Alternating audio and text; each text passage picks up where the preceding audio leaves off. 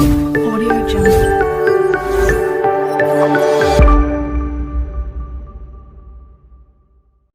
जय हिंद, नमस्कार।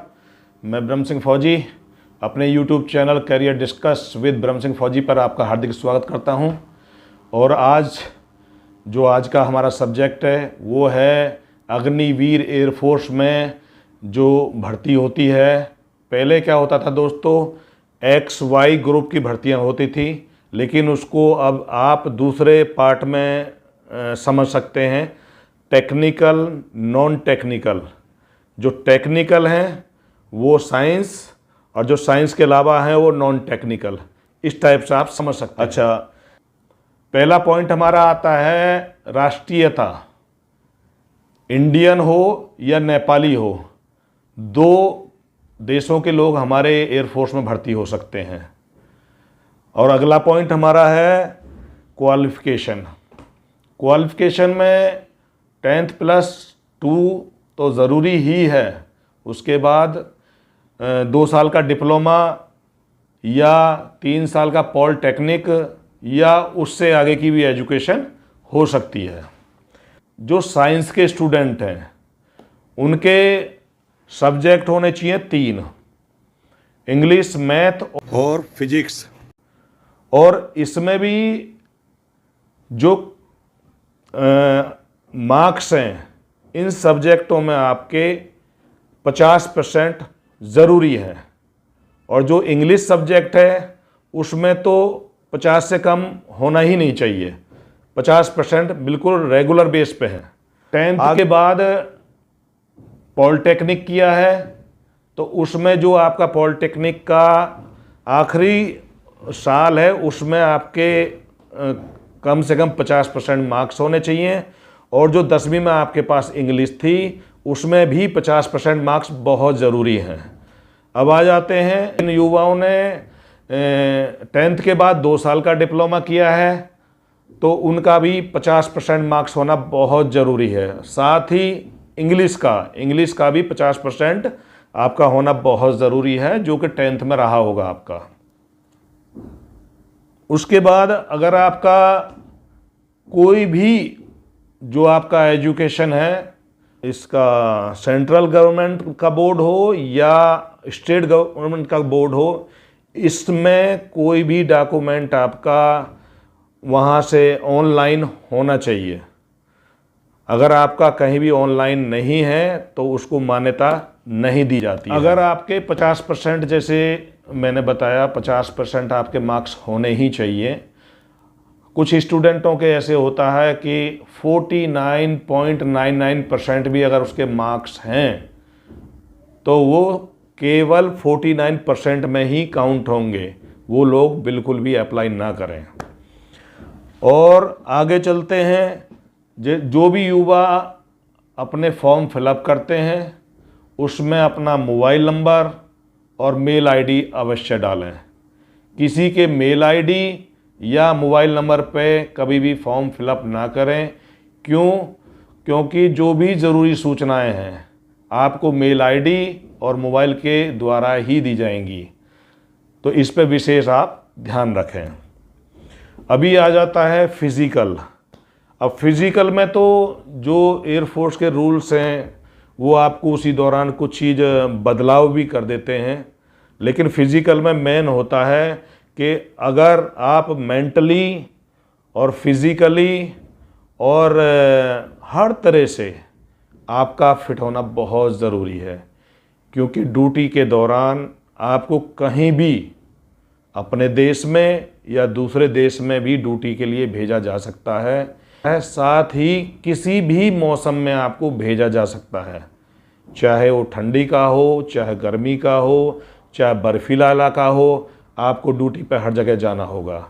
तो उसके लिए आपको एकदम फिट होना बहुत ज़रूरी है। अब आ जाता है मेडिकल। मेडिकल में बहुत बारीक और काफ़ी लंबा प्रोसीजर है। अभी इसमें कुछ चीज़ें मैं आपके साथ शेयर करना चाहूँगा।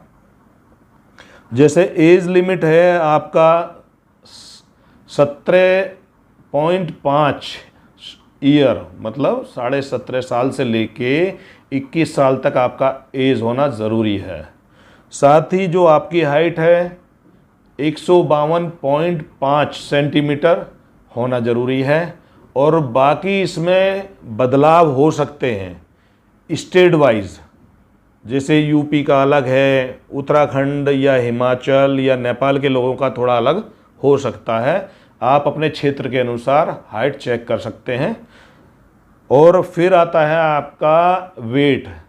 वेट जो होता है आपकी हाइट और आपकी एज के अनुसार, मैं अगर आपको फॉर एग्जांपल बताना चाहूँ तो लगभग 46 केजी से लेकर 50 केजी तक लगभग इतना आपका होना चाहिए, क्योंकि इसमें हाइट कम होती है तो वेट भी थोड़ा कम हो जाता है, उसका आपको बेनिफिट मिल सकता है। और चेस्ट होना चाहिए आपका 77 सेंटीमीटर चेस्ट का जो आपका होना चाहिए। और जो आपका फुलाव है, जो सांस लेके फुलाते हैं, उसका जो है वो 5 सेंटीमीटर आपका फुलाव होना चाहिए। जो आपके कानों की सुनने की क्षमता है वो लगभग 6 मीटर की दूरी पे अगर कोई भी साउंड या एक्टिविटीज़ हो रही है तो आपको सुनाई देना चाहिए। ठीक है दोस्तों। और इसमें जो आपके मसूड़े हैं और दांत हैं बिल्कुल स्वस्थ होने चाहिए। और इसके साथ कुछ युवाओं का क्या होता है, टीथ वगैरह टेढ़े होते हैं, तो कुछ युवा क्या है डॉक्टर के द्वारा वो चेन टाइप का जो होता है उसे लगवा लेते हैं। लेकिन अगर आप मेडिकल के लिए जाते हैं तो उस दौरान उसको निकलवा के आपको जाना होगा। साथ ही आपके जो टीथ के जो मार्क्स होते हैं वो कम से कम 14 होने ज़रूरी हैं। अब आ जाते हैं बॉडी के ऊपर, या आपको कोई भी एलर्जी प्रॉब्लम है, जैसे नाक से पानी आना, आँखों से पानी आना, कानों में एलर्जी होना, ये नहीं आपको होना चाहिए। बॉडी के ऊपर आपको कोई भी जैसे वाइट दाग होते हैं, किसी जो परमानेंट एलर्जी वगैरह के कुछ सिम्टम होते हैं वो नहीं होने चाहिए।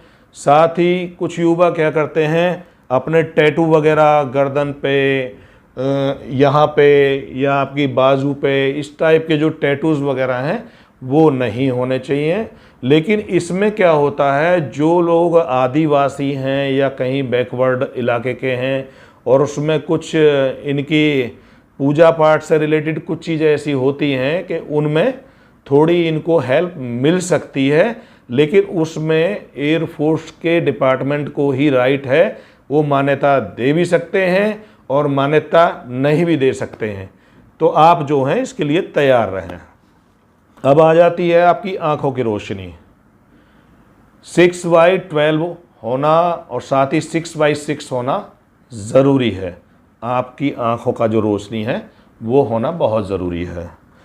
साथ ही आपका ब्लड चेक होगा, और ब्लड चेकिंग में भी कई तरह के ये टेस्ट लेते हैं।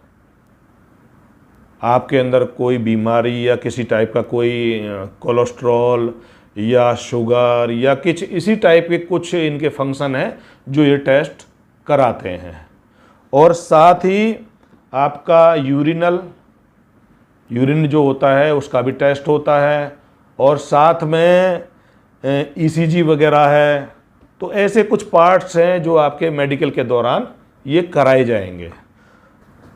और अगर आप किसी भी प्रकार का कोई नशा करते हैं, फॉर एग्ज़ाम्पल, बाकी डिटेल तो आपको वहीं पे मिल जाएगी। फॉर एग्ज़ाम्पल मैं बताना चाहूँगा, जैसे ड्रिंक करना, गांजा, धतूरा, भांग या इस टाइप के जो नशे होते हैं, उस टाइप का अगर आप कोई नशा करते हैं तो उसका भी आपका टेस्ट होगा। अब आ जाते हैं कि आपके सब्जेक्ट क्या क्या रहेंगे। आपके सब्जेक्ट रहते हैं लगभग 5, चाहे आप टेक्निकल हैं चाहे आप नॉन टेक्निकल हैं। ये जो पेपर्स हैं इसमें से 3 पार्ट तो आपके हो जाते हैं साइंस वालों के, और जो नॉन साइंस हैं अदर वो हैं तो उनका क्या होता है आपका ये 2-3 सब्जेक्ट और बढ़ जाते हैं। और मैं बताना चाहूँगा, जैसे English, math, physics, reasoning, general awareness, ये टोटल आपके सब्जेक्ट हैं, चाहे आप टेक्निकली हैं या नॉन टेक्निकली हैं, तो ये आपके जो हैं सब्जेक्ट रहेंगे। अब आ जाता है सिलेबस, और सिलेबस में कुछ चीज़ें जो कितने मार्क्स के होंगे क्या है वो मैं बताना चाहूँगा।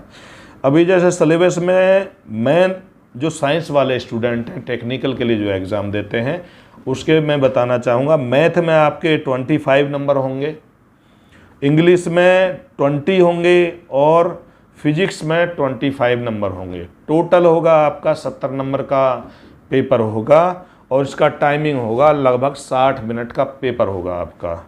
अब आ जाते हैं जो अदर्स हैं। इंग्लिश का आपका 20 नंबर का है, और जर्नल अवेयरनेस रीजनिंग का लगभग 30 है, तो आपका पेपर हो जाता है 50 नंबर का, और इसका टाइमिंग होगा लगभग 45 मिनट। ठीक है दोस्तों, अब इसमें ये आ जाता है कि एक तो आपने टेक्निकल का एग्ज़ाम दिया, दूसरा नॉन टेक्निकल का दिया। एक ऑप्शन इसमें ऐसा भी है, एक साथ ही आप दोनों पेपरों को एक साथ दे सकते हैं एक पेपर के उसमें। तो उसमें क्या होता है आपका, जैसे दोनों पेपरों का अगर आप एक साथ देना चाहते हैं तो उसमें क्या होता है युवाओं का, अगर मेरिट में टॉप में आते हैं तो आपको टेक्निकल मिल जाएगा, अगर मेरिट में थोड़ा डाउन आता है तो आपको नॉन टेक्निकल मिलेगा। तो ये आपका होगा, और इसमें होगा मैथ का 25 नंबर्स का होगा, इंग्लिश 20 नंबर्स का होगा, फिजिक्स 25 का होगा, और जर्नल अवेयरनेस का 30 नंबर का। तो लगभग आपका हो जाता है 100 नंबर का पेपर हो जाता है, और ये लगभग होगा आपका 85 मिनट का पेपर होगा।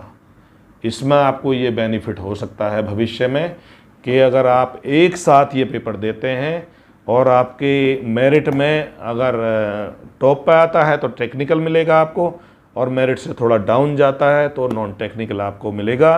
तो सिलेक्शन के इसमें अच्छे चांसेस आपके हो सकते हैं। लेकिन युवाओं को मैं बताना चाहूँगा, आपको मेहनत भी उतनी ही करनी पड़ेगी, क्योंकि एक पेपर की तैयारी करना और दोनों पेपरों की एक साथ तैयारी करना, वो आपको जो फ़र्क समझना होगा। अब आ जाते हैं इसमें डॉक्यूमेंट। जो भी पेपर्स आपके लगते हैं, जो भी आपकी क्वालिफ़िकेशन है 10+2 या कोई भी डिप्लोमा या डिग्री जो भी हैं आपके, वो आपके प्रॉपर पेपर जो आपके पास कंप्लीट होने चाहिए, मार्कशीट हो या सनद हो या कोई भी और पेपर आपका एजुकेशन से संबंधित है, वो आपके पास होना ज़रूरी है। और उसके साथ आपका आधार कार्ड, और आधार कार्ड के साथ एक होता है जाति प्रमाण पत्र, एक होता है चरित्र प्रमाण पत्र। और चरित्र प्रमाण पत्र भी दो तरह के होते हैं, एक होता है स्कूल की तरफ से और दूसरा होता है आपके ज़िले की तरफ से। और साथ में इसका जो होता है निवास प्रमाण पत्र। तो ये सब चीज़ें हैं, और साथ में आपको चाहिए कुछ फ़ोटोग्राफ, पासपोर्ट साइज़ के फ़ोटो। और जब आपके पूरे डॉक्यूमेंट आप क्लोज कर लेते हैं तो उनको एक बार पूरा फ़ोटो कॉपी कराएँ, 2-2 कॉपी उनकी फ़ोटो कॉपी करा लें। और फ़ोटो कॉपी कराने के बाद जो भी संबंधित अधिकारी है, रजिस्टर्ड ऑफिसर है, उससे अटेस्ट कराएं उनको। और अटेस्ट कराने के बाद अपने ओरिजिनल डॉक्यूमेंट और फ़ोटो स्टेट अटेस्ट किए हुए डॉक्यूमेंट अपने साथ रखें भर्ती के दौरान।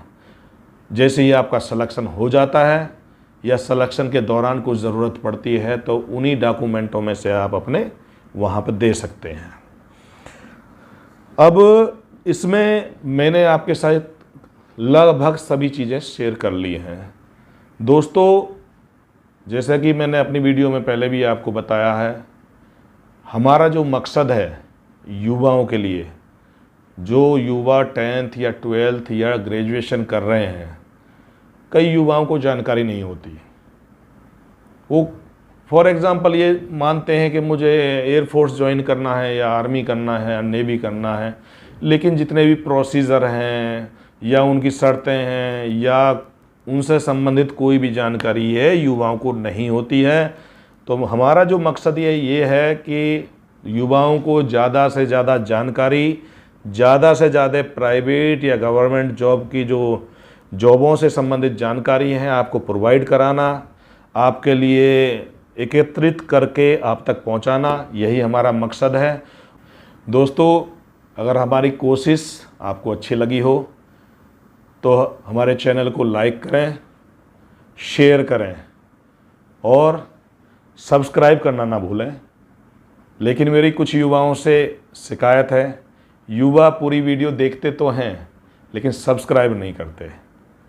तो आप हमारे चैनल को ज़रूर सब्सक्राइब करें, घंटी का बटन ज़रूर दबाएं और ऐसी ही वीडियो बनाने के लिए अगर आप किसी भी प्रकार की नॉलेज चाहते हैं तो आप कमेंट बॉक्स में लिखें, हम उस पर ज़रूर वीडियो शूट करेंगे और आप तक पहुंचाएंगे। मेरा आपको नमस्कार, जय हिंद।